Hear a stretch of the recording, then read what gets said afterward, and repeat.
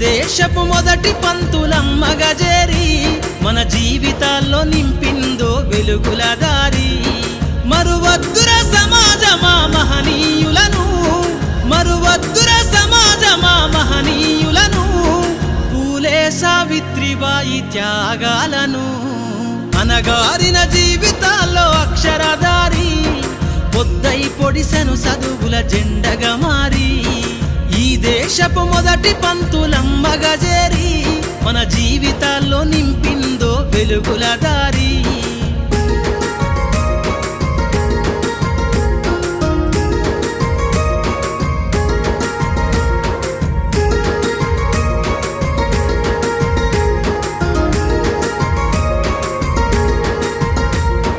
అజ్ఞానం గమ్ముకున్న